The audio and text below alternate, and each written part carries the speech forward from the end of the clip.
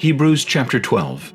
Therefore we also, since we are surrounded by so great a cloud of witnesses, let us lay aside every weight and the sin which so easily ensnares us, and let us run with endurance the race that is set before us, looking unto Jesus, the author and finisher of our faith, who for the joy that was set before him endured the cross, despising the shame, and is sat down at the right hand of the throne of God.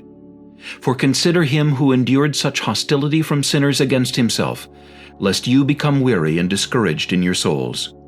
You have not yet resisted to bloodshed, striving against sin, and you have forgotten the exhortation which speaks to you as to sons.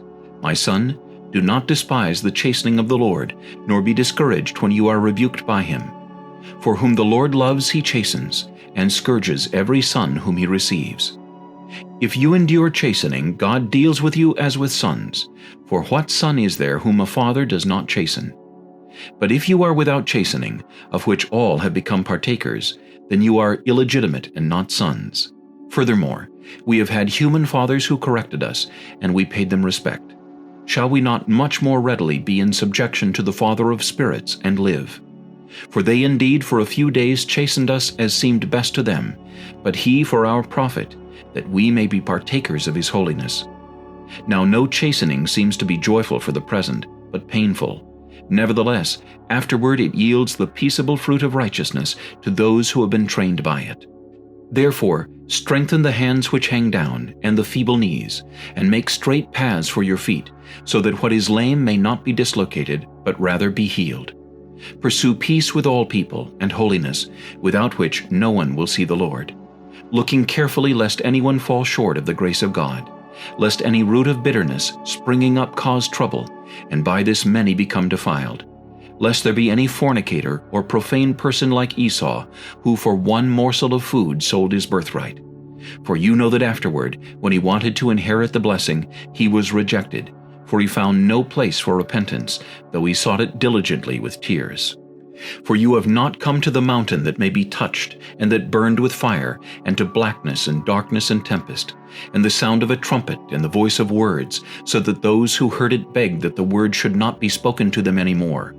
For they could not endure what was commanded, and if so much as a beast touches the mountain, it shall be stoned or shot with an arrow. And so terrifying was the sight that Moses said, I am exceedingly afraid and trembling. But you have come to Mount Zion, and to the city of the living God, the heavenly Jerusalem, to an innumerable company of angels, to the general assembly and church of the firstborn, who are registered in heaven, to God the judge of all, to the spirits of just men made perfect, to Jesus the mediator of the new covenant, and to the blood of sprinkling that speaks better than that of Abel. See that you do not refuse him who speaks. For if they did not escape who refused him who spoke on earth, much more shall we not escape if we turn away from him who speaks from heaven, whose voice then shook the earth. But now he is promised, saying, Yet once more I shake not only the earth, but also heaven. Now this, yet once more, indicates the removal of those things that are being shaken, as of things that are made, that the things which cannot be shaken may remain. Therefore, since we are receiving a kingdom which cannot be shaken, let us have grace, by which we may serve God acceptably with reverence and godly fear. For our God is a consuming fire.